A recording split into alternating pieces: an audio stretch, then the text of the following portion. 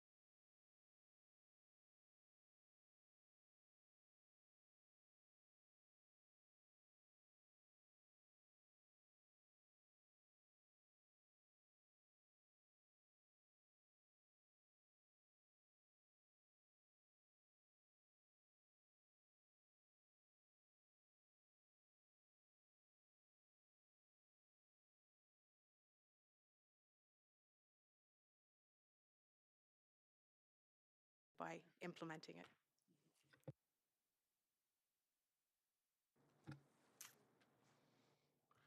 Any other questions or comments? Seeing none. Thank you very much, Jennifer and Natalie. Can I get a mover for the presentation, please? Trustee Moore and Trustee McEwen. That the memorandum from the Superintendent of Special Education Student Services dated April 21st, 2026 and entitled Strengthening Storytelling Through Oral Language Story Champs be received. All in favor? Opposed? Carried. Thank you, ladies. Item 4, memo from the Associate Director of Business Affairs, re 2026-2027 preliminary budget information. Welcome, Associate Director Shivens.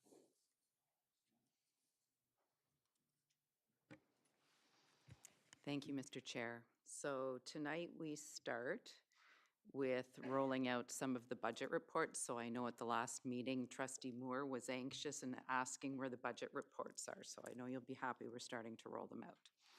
But at this point, there's been a no announcement as to when the core education funding or the CEF grants will be received. Last year, they were received May 23rd, which made it very tight to meet the budget approval timeline of early June. But I'm still hopeful we'll get them earlier this year and in time to maintain our budget schedule for an early June budget approval. There are a few unknowns still this year, as you can imagine, the impacts of Bill 101 and the announcement of the $750 purchasing supplies card. So we will await further details from both of those announcements to determine what impact they will have on the budget as well as the process. At this stage, budgeting is still a process, but a lot of work is happening behind the scenes to build a preliminary budget, and we are optimistic that we'll be able to balance the budget and have some room for additional investments, given the continuing pace of our enrollment growth. So I'll speak a little bit later to the actual enrollment growth. So last month, you received a schedule for staff to release portions of the budget throughout the next several meetings on an incremental basis. Tonight, we will share two sections of those. I will share two sections of the budget with you on behalf of Finance. Section C is the guidelines for budget development, and Section D is enrollment used to generate the budget. So if you'd like to click into Section C in your memo, budget guidelines, to follow along, I'll speak to those first. They come to you as a draft and will be updated for the final budget pending the release of the CEF grants if any new enveloping and reporting requirements are announced as part of the grant releases. These guidelines listed in this section come from the trustee board level guidelines that you provide to exec and finance, to also from board or some ministry requirements, and finally requirements for meeting our contractual obligations, be it collective agreements, debt repayments, or other service contracts. So to ensure funding objectives are met, the ministry provides funding within the CEF grants, stipulating how all of those funds must be spent. Boards are then accountable for reporting on this funding, providing both quantitative and qualitative data to demonstrate goal achievement. Given that the classroom salaries and benefits represent roughly 80% of the total board budget, class size targets significantly influence budgetary decisions. So moving over, if I can ask you to click into Section D in your memo, the enrollment report. That report will provide a picture with a 5-year enrollment graph summary, as well as the details in of each school in the remaining sections.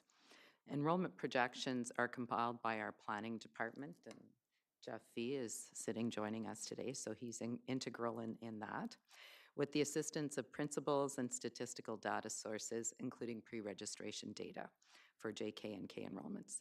The current pre-registration data indicates that we're tracking towards meeting or exceeding our 26-27 projection for this coming October. For the current school year, that's 25-26, the one we're recording an actual enrollment increase right now of 1,895 students, or 3.7%. Comparatively then, for next year, we're projecting to increase 1,452 students, or 2.8% for budget planning purposes. So this growth rate can be seen on the graph that you have in your memo by the yellow line. So we have been growing at the equivalent to 4 to 5 elementary schools per year for the last few years. And our growth is now beginning to stabilize at just under 3%, which is similar to that enrollment growth that we saw back in 2019, 2020, prior to going into the pandemic. So now we're growing at a rate that's just a little over 2 elementary schools per year. It's important to note, however, the good news is that OCSB has experienced significant increases in our kindergarten cohorts over the past 3 years. And this year, our JK numbers have increased again by 10%, or an additional 300 students. This is important because these students stay with us and they contribute to the continued growth in our system for the duration of their Catholic education journey. So all this said, planning continues to monitor the enrollment over the next few months, and HOR incorporates these revised enrollment changes into staffing levels. So they do that now until the summer, in August, and then as the school begins in September, those adjustments all continue to happen as enrollment comes in to ensure we're compliant with the ministry class sizes. So staffing schools remains fluid. Our goal, of course, is always to have a regular teacher in front of their class on day one when they arrive in September. Currently, our preliminary budget incorporates the addition of 75 teachers into the system for the startup of 26, 27. And that concludes my report, Mr. Chair, and I'd be happy to take any questions. Thank you very much. Questions or comments? Trustee Moore. Thank you, through you, Mr. Chair. In the guidelines, the temporary accommodations, now since last year, the ministry did make some change as to how they were partitioning out the allotment of money. Have we seen that they're going to continue that change, or they're going to go back to their old ways? Thank you, through you, Mr. Chair. They've been reviewing how they're allocating the temporary allocations. We haven't seen the results of that yet, so we're hopeful that that will come as part of the grant announcements for this year.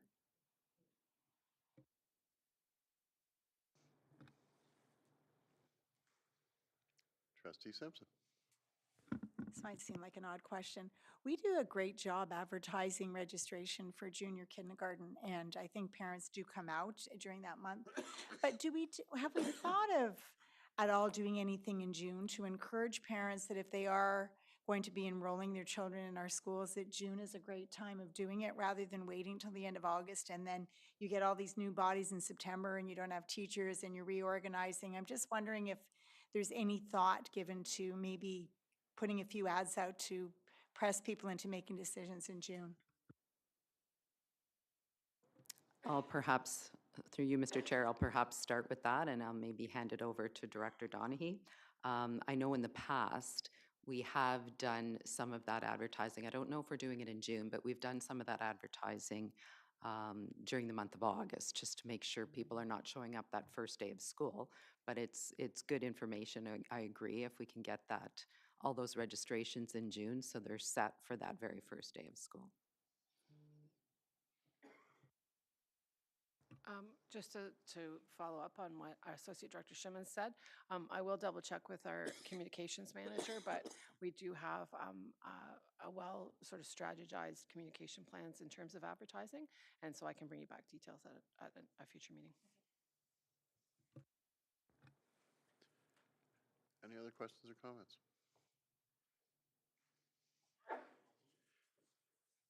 Moved by Trustee Coburn, seconded by Trustee Melito,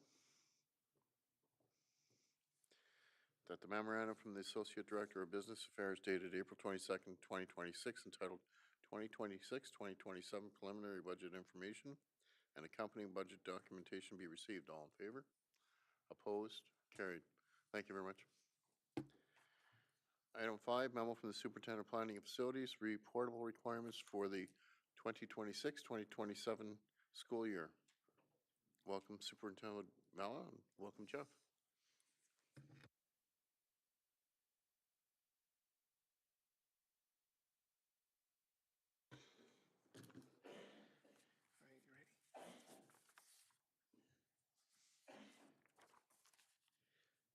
So good evening, Mr. Chair and Board of Trustees.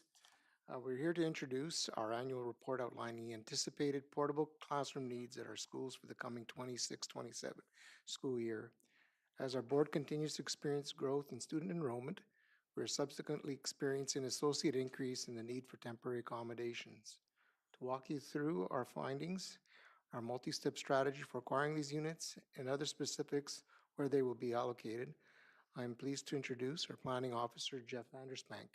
Jeff and our planning facilities team have done excellent work preparing for the fall, and Jeff will now present the balance of this report to the board.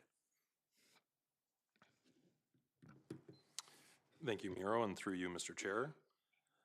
To provide some context on our current situation, we generally see demand for portables arise in two specific scenarios across the district. The first is in areas where residential development is generating the need for new schools and additional instructional space. In those cases, portable classrooms are needed until permanent infrastructure can be built. The second is in more mature neighborhoods where permanent school space is already at capacity and the natural distribution of student enrollment results in the need for additional portable classrooms. Over the next few months, planning and facility staff have worked closely with schools and principals to review the projected need for portables at schools for September 2026. This collaborative work included a thorough review of sites where additional portables are needed, as well as sites where surplus units are currently available to be redeployed. At this time, portables are projected to be required at 17 schools, generating a total requirement of 42 portable classrooms. To give you a sense of where this growth is concentrated, we are seeing significant needs in both elementary and secondary panels. At the secondary level, All Saints High School will require 7 additional units, while St. Mother Teresa will require 6. In the elementary panel, St. Veronica will require 6 additional units, bringing its total to 18 portables on site. St. Bernadette will require 4 additional units, bringing its total to 12. We are also projecting the need for 2 additional units each at St. Juan Diego, St. Philip, St. Leonard, and Dr. F.J. McDonald. To fulfill this requirement of 42 portables efficiently, we have a clear strategy in place. 17 of these units will be moved from existing sites where they are no longer needed. Specifically, we'll be relocating 9 portables from St. Francis Xavier, 2 from St. Benedict, and 6 from Holy Trinity. The remaining 25 portables will be provided as a result of a new purchase that was approved by board in November 2025. We anticipate that these new portable classrooms will be available in time to meet needs for September 2026. In addition to the 42 portables I just outlined, we will also require the placement of six leased units at St. Peter High School. These units will provide temporary classroom space during the school's upcoming foundation stabilization and construction work. To put this year's number into broader perspective, the need for 42 portable classrooms for the 26-27 school year follows a need for 53 portables last year and 49 the year before. These figures remain high compared to our historical annual portable needs and reflect the significant enrollment growth we have experienced in recent years. With the addition of 25 new portable classrooms for the 26-27 school year, the board's total portable classroom inventory will reach 462 units. Of those, 147 are in porta-packs and 315 are standalone units. Importantly, I want to emphasize that these plans remain subject to change. It may be necessary to adjust the identified needs as enrollments and class organizations are further refined for September 2026. As we move into the fall, planning and facility staff will continue to work closely with school principals and the Human Resources Department to manage any required adjustments. It should also be noted that if unexpected enrollment spikes or additional classrooms are needed in the months ahead, we do have surplus portables available within the system to help address those needs. These surplus portables may remain on sites where flexibility is required in September. For example, At schools where enrollment projections have resulted in tighter staffing allocations, even 1 or 2 additional students may trigger the need for a portable classroom. If enrollments come in as projected and no additional classroom needs arise at those sites, these surplus units could then be redeployed elsewhere in the system as required. Looking ahead, as new permanent space comes online, such as the new Fernbank North Catholic Elementary School, we expect to free up a number of portable classrooms that can be redeployed throughout the system.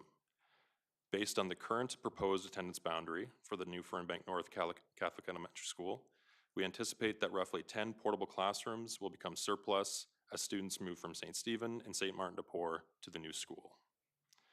As always, we are committed to ensuring that students have a welcoming and well-equipped space as they need to learn this fall. This concludes our report, and we'd be happy to answer any questions you have. Thank you very much. At the end of your report, you mentioned how many standalone portables and how much in a porta pack. I just didn't grab that. Can you repeat that, please?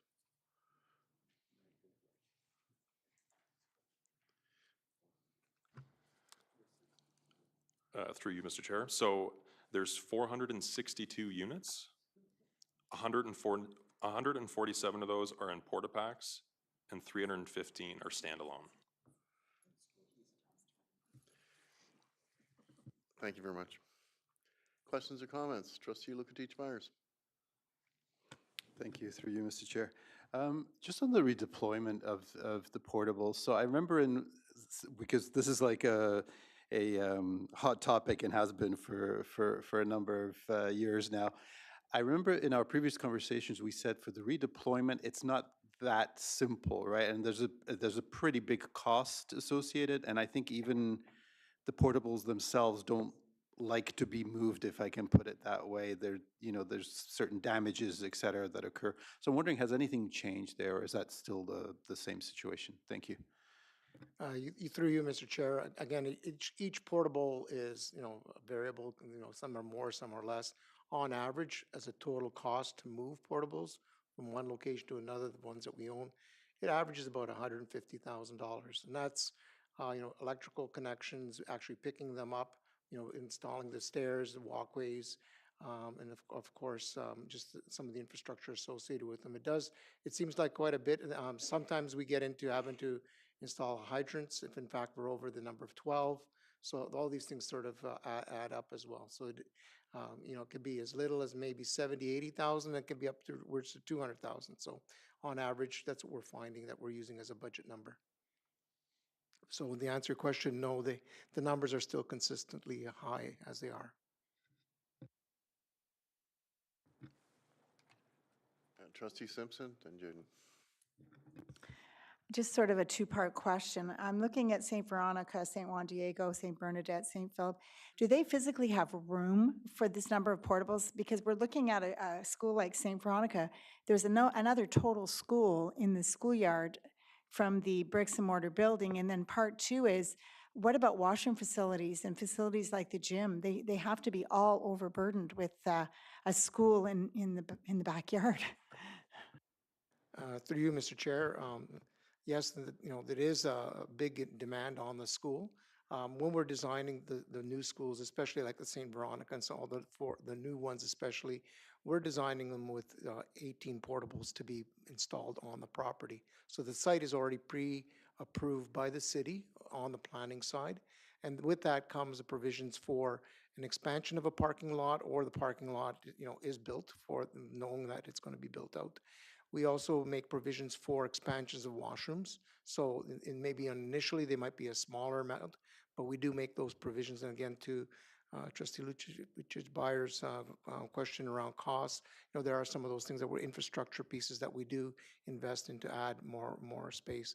We are buying properties that are larger as well, that they are, approaching 6 acres. So unlike some of our older community schools might be 1 or 2 acres smaller, we do have the space. So there are designated, we're preparing the sites for that. So the new schools aren't, as taxed as maybe some of the small community schools that might have 200, 250 kid capacities, and you throw, 10 portables on, that's a big difference than a school that's built for 500 and you're adding 10.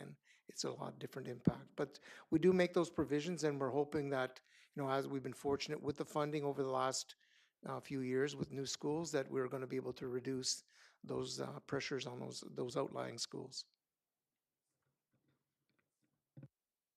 Jaden? Thank you. Through you, Mr. Chair. I know there's a lot of budgeting talk, but I'm just going to stray away from that. I was just curious, what are some of the students' perspectives on this? Because I know a few friends of mine that are going to portables, and like dealing with like the pouring rain and like this heavy snowfall. I was wondering if there's any been like concerns from students themselves about having to endure like the change of instead of being in the classroom. Yeah, through you, Mr. Chair. That's a good question. Normally, we don't actually survey the kids, but I have heard from teachers, for instance, that they do like sometimes the isolation from the hustle and bustle of a very busy school. So, and be able to get the kids in and out back into the classroom, they don't lose as much time to get set back up. They do have, all the necessary resources like, high-speed Wi-Fi. They've got the projectors, they've got air conditioning now in every classroom, so that they're just as comfortable as any school. As far as the kids, I'm not sure. I'm sure they're happy to be able to just run outside. We make provisions for them to be close enough to school to be able to run back and forth between the side doors to get in to the washrooms. Um, Most kids are pretty resilient. I think they're happy to get out of the classroom. Sometimes it might take a little longer than it should, and I don't think they complain about that. So that might be a positive for the kids, not maybe for the teacher. And usually have to send a couple of them out, right? So I'm not sure. That's a very good question. We should ask that in the survey. So anyway. Trustee Moore? Thank you. Through you, Mr. Chair. I'm going back to budget. Sorry, Jen. Yeah, I can't imagine it was fun in the rain today either, no. But back to budget. So you're leasing 6 portables for St. Peter's for the construction. And at All Saints, you're putting in 7 portables there. And it's just the start of the portables because they're expecting to split into the new high school. Why would you lease for St. Peter and buy for All Saints when All Saints, they're going to be gone in a few years? I'm just curious. Yeah. Through you, Mr. Chair. Typically, we would have purchased them. Unfortunately, the St. Peter's piece has caught us a little bit flat-footed on the accommodation side as we're trying to do the renovations. Normally, we order these portables, 6, 7 months in advance of having them delivered, and we need them now. So we've through our superintendent, Shimmons, we've talked about, whether or not to lease or own and what the cost of ownership would be. We feel that there's better value in owning them, I think, over the long term. Short term, it's certainly easier on the cash flow side of things because you're paying for them on a monthly basis. So it's kind of a bit of a new foray for us on the lease side. It allows us to get into something that there's an arrangement that the supplier will move them around for us as part of their agreement. We can move them, I believe every 3 years without cost. So they take care of all the relocation. So overall, if we're moving them, it might make sense. So it's certainly a trial. We weren't expecting to need the extra 6 for St. Peter's. It did come upon us, of course, suddenly. So it is something that we're going to explore to see cost effectiveness, especially, and just if I may add that, looking at the amount of allocations and funding that we've received, we know that we're going to have new classroom spaces come into our system where, we've got 2 new high schools opening up. We've got basically 2 new brand new schools, plus a bunch of additions. This is all going to free up some space, hopefully. And so this would allow us to shed some of our portable stock. Unfortunately, we're shedding some of the newer stuff coming in like this. We'd rather remove some of the older stock that's in our system, like at St. Rita. I think there's one of the units is built in 1971. Certainly be one nice to get rid of, but it's built into the porta pack. So until that porta pack leaves, we really can't get rid of it. So anyway, certainly it's quite a portfolio to manage. And again, the lease piece allows us to have some flexibility right away to help us out if we need it. Okay, so thank you very much. I hope the updates will come next year at the portable, that we'll get to see how many leased we have, how many you've chosen to buy, because you're right, it's circumstantial, and if you're going to move them in 3 years, that's actually not a bad idea. But I was also going to ask, is it possible to amend the report so that the 7 portables are going to be 7 portables remaining instead of 6 at All Saints? Is that acceptable before there was a typo? Yeah, through you, Mr. Chair, there is a typo that we changed last minute as we prepared the report, that there's 7 portables at All Saints. We're adding the 1 to make it 7. So it's the 6 being, or the 7 being 6 added to is add the it to make it a total, 7. not rather than, yeah. Yeah, there's, I was wondering if it was 13, it was 7 plus 6. yeah, there's 7 total. 7 total, so Yeah. it should show 1 additional. Yes. Will, you remove? Yes, that's We- your go word. Just a comment, necessity is the mother of invention. So the leasing option, when you're talking about 462 portables from a purchase point of view, yeah, I'd be curious to see through budget and finance the merits of leasing versus owning. Just a comment, Don't need to. Especially if respond. the setup fee and takeaway fee and all this movement is included? Yeah. A comparison would be interesting, yes. Any other questions or comments? Trustee Moore, do you want to move the motion with that amendment? Yes, please. Yep. And seconded by Trustee Phelan. That the memorandum from the Superintendent of Planning and Facilities dated April 22nd, 2026, entitled Portable Requirements for the 2026-2027 school year be received. Excuse me. All in favor? Opposed? Carried. Thank you very much, gentlemen. New business, there's none. Notice of motions, there's none. Confirmation of the action report. Can I have a mover, please? Trustee McEwen and Trustee Melito. That the action report of April 14th, 2026 be received. All in favor? Opposed? Carried. Administrative announcements, Madam Director.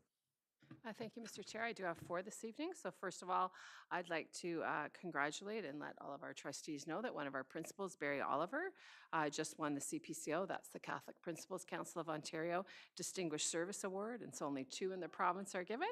And he received that at a conference last week at Niagara-on-the-Lake. And I was happy to be in his presence. So that was a big honor. Secondly, as was mentioned in our presentation this evening, we know it's Catholic Education Week next week, and hopefully trustees have by now received an invitation either from their principals or when they got a copy of the spreadsheet, they can see the activities for their schools. If there's still any issues, just let Associate Director Velati or myself know, and we'll get the information for you.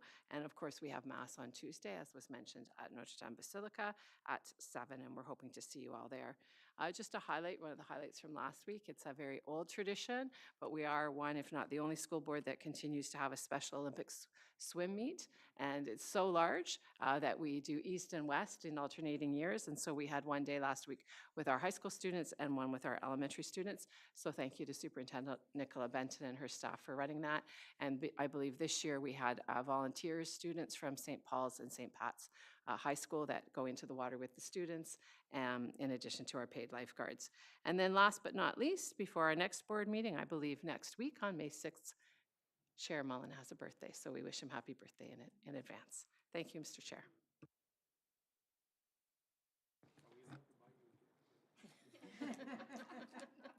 I'll see you at Mass at the Cathedral on Tuesday. And I would be open to suggestions after that. A mover to adjourn, please. Trustee Lukatich Byers, and seconded by Trustee McEwen.